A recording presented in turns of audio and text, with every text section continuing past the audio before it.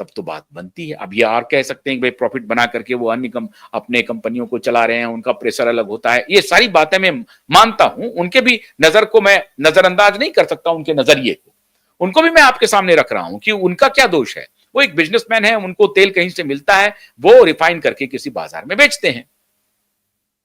लेकिन सवाल है कि सरकार को क्या इंटरवीन करना चाहिए था, और अगर सरकार इंटरवीन नहीं कर रही है तो आज अगर दो देशों के वैदेशिक रिश्ते पर कोई प्रभाव पड़ रहा है और उसमें एक देश का प्रशासन इस तरफ इशारा कर रहा है। अब देखिए, वो जो स्कॉट बेसेंट और पीटर नवारो, अब स्कॉट बेसेंट सेक्रेटरी हैं वहां के, पेट्रोलियम सेक्रेटरी हैं और फाइनेंस सेक्रेटरी हैं स्कॉट बेसेंट। अब स्कॉट बेसेंट क्या कह रहे हैं कि भारत के बड़े बिजनेस घराने मुनाफा कमा रहे हैं। एक बिजनेस, ये कोई नई बात नहीं है, पीटर नवारो आज आज नहीं, बहुत पहले कह चुके हैं कि ये प्रॉफिटियरिंग का खेल चल रहा है। तो अब जो ओलिगार्क तय हुआ था 1980 के बाद 90 में जो ओलिगार्क बना, उसका रिजल्ट आज आ रहा है।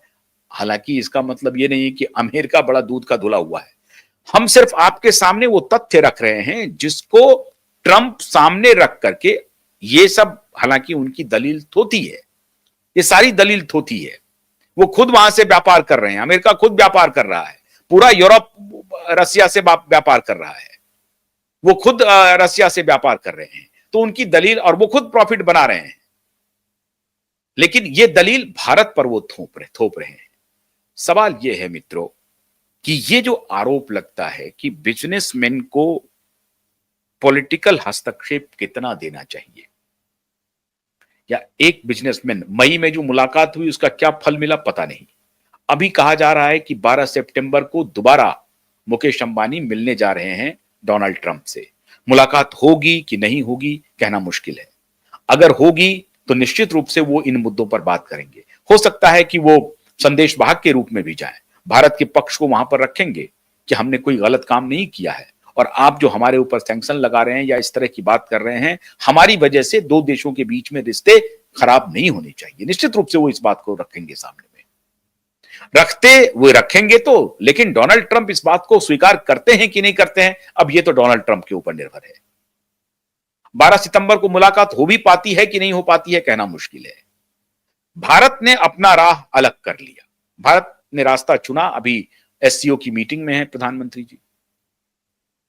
तो कहने का तात्पर्य यह है कि अगर इस तरह का इंटरफेरेंस एक देश का दूसरे देश के रिश्ते में बीच का हड्डी बन रहा है, तो ये तो समझने वाली बात है। इसे थोड़ा ध्यान से समझना पड़ेगा कि अपने प्रॉफिट को एक बिजनेसमैन कमाए, लेकिन कोई उसका इंपैक्ट भारत की विदेश नीति पर तो नहीं पड़ रहा है। उसका इंपैक्ट इतना डिपेंडेबल तो नहीं कहेंगे, कई जगह पर उन्होंने धोखा दिया, लेकिन पिछले 50 वर्षों से, 71 के बाद से एक प्रकार से अच्छी खासी दोस्ती चल रही थी, और ट्रंप और मोदी के साथ तो बहुत अच्छे रिश्ते थे। तो ये जो रिश्ता खराब हुआ है वो मोदी की वजह से नहीं हुआ है, या भारत की अपनी पॉलिसी की वजह से नहीं हुआ है। एक तो ट्रंप की अपनी महत्वाकांक्षा है, और दूसरा कहीं ना कहीं कुछ व्यावसायिक घरानों के, आप कह सकते हैं कि थोड़ी बहुत गलतियों की वजह से ये मामला इतना खिंच रहा है। मैं बड़े नपे शब्दों में बोल रहा हूं क्योंकि मुझे मालूम है हमारे जो दर्शक हैं उनको ये लगने लगेगा कि भाई हमने कोई ये खोल दिया है। मैं सरकार को प्रोटेक्ट करना चाहता हूं, बिजनेसमैन को भी प्रोटेक्ट करना चाहता हूं कि मैं एंटी कैपिटलिस्ट नहीं हूं। मैं चाहता हूं कि कैपिटलिस्ट मुकेश अंबानी जैसे हजारों कैपिटलिस्ट बने ताकि हमारा देश ग्रो कर सके, इकोनॉमिकली मजबूत हो सके।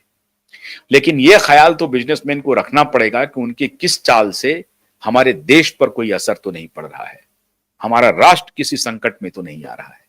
यह ख्याल तो उनको करना पड़ेगा।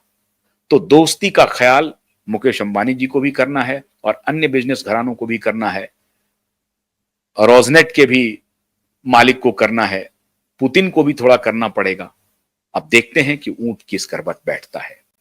हम उम्मीद करते हैं कि हमारा विश्लेषण आपको पसंद आया होगा। अगर पसंद आए तो इसे लाइक कीजिए, शेयर कीजिए। बहुत बहुत शुक्रिया। नमस्कार।